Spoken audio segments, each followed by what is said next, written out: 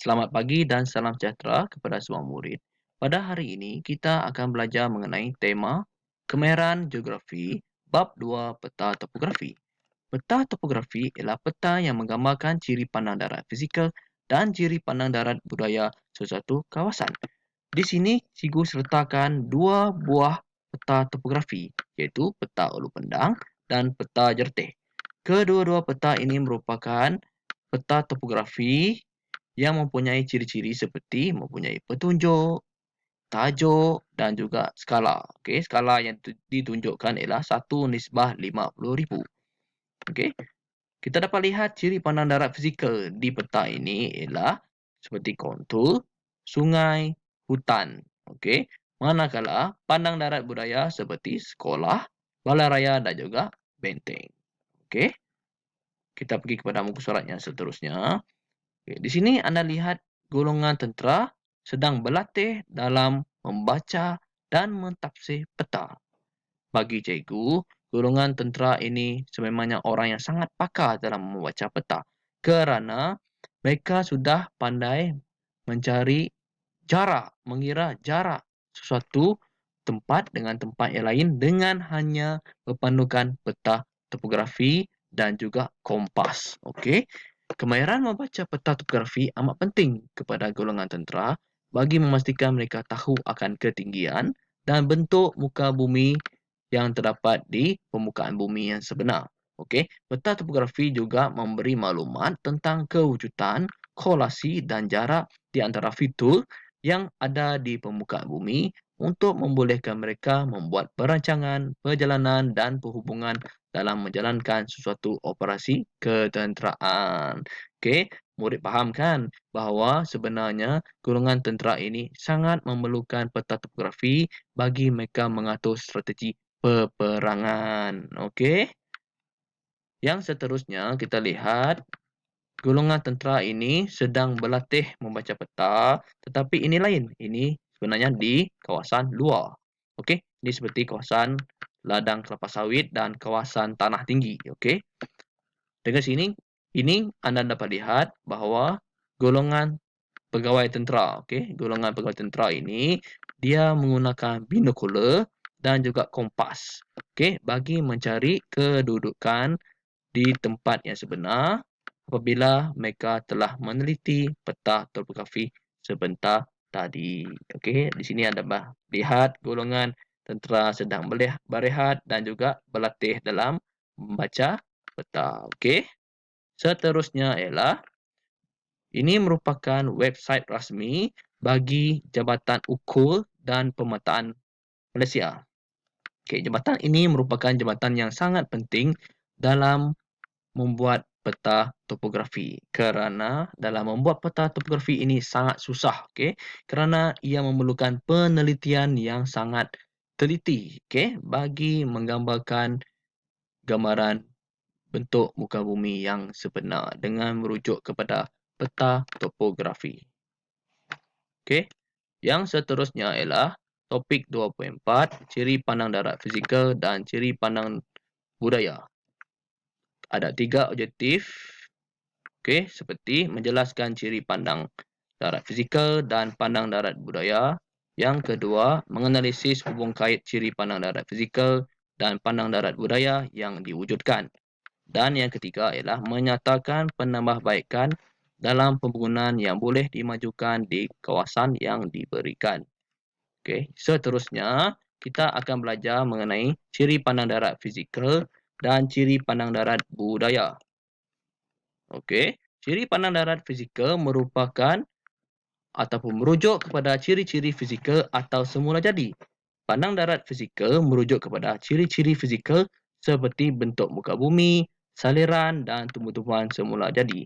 Bentuk muka bumi ini sepertilah tanah tinggi, tanah pamah, okey, saliran pula seperti sungai, tasik, kolam dan tumbuh-tumbuhan semula jadi ini seperti hutanlah, okey, tumbuh-tumbuhan yang berada di hutan seperti rotan, okey. Lepas itu kita lihat kepada muka surat yang seterusnya ialah gambaran sebenar ciri pandang darat fizikal. Okey, ini merupakan payar. Okey, ini merupakan simbol garisan. Okey,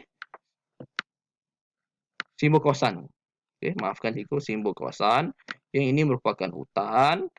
Okey, dia mempunyai simbol kawasan juga. Seterusnya ialah sungai. Okey, ini merupakan simbol garisan. Okey, ini gambar sebenar bagi bukit. Ini adalah simbol titik bagi bukit. Lepas itu ialah ciri pandang darat budaya. Okey, ciri pandang darat budaya merupakan ciri yang terhasil daripada aktiviti manusia. Okey, buatan manusia seperti pertanian, pelombongan, perindustrian, pertempatan, kemudahan asas, pengangkutan, perhubungan dan penggunaan tanah. Okey, apa-apa ciptaan manusia yang manusia bina itu tergolong dalam ciri pandang darat budaya. Okey, boleh faham ya? Bukan semula jadi ya. Ini bukan semula jadi. Okey, ini adalah semua buatan manusia akan dikira sebagai ciri pandang darat budaya. Okey, seperti contoh anda dapat lihat di gambar ini, Bandaraya Kuala Lumpur. Okey, ini adalah di pulau Okey, Pulau Tioman. Okey, seterusnya kita pergi kepada contoh ciri pandang darat budaya. Okey, gambaran sebenar ini merupakan masjid. Okey, ada simbol titik. Pejabat pos. Okey, ini adalah simbol singkatan perkataan. Okay, yang seterusnya ialah Balai Polis. Okey, BP. Ia juga simbol perkataan, singkatan perkataan. Yang seterusnya adalah hospital. Ini juga singkatan perkataan. Okey. Baik. Ini adalah tugasan untuk murid. Okey, ini adalah jalan keretapi, sekolah. Okey. Rumah dan bertepatan dan juga jamat. Baik, nanti cikgu akan send video ini kepada murid. Okey, dan murid akan tengok video ini dengan teliti. Okey. Dan juga anda juga perlu jawab soalan yang diberikan. Okay, seterusnya ialah persoalannya yang akan cikgu soalkan kepada murid pada hari ini ialah, pada pendapat anda, mengapakah kelapa sawit dan sawah padi tergolong dalam ciri pandang darat budaya dan bukannya ciri pandang darat fizikal? Okey, murid boleh bagi jawapan kepada cikgu selepas murid selesai menonton video ini nanti. Okey, faham? Okey, seterusnya kita akan melihat dan menonton video ini. Okey, saksikanlah.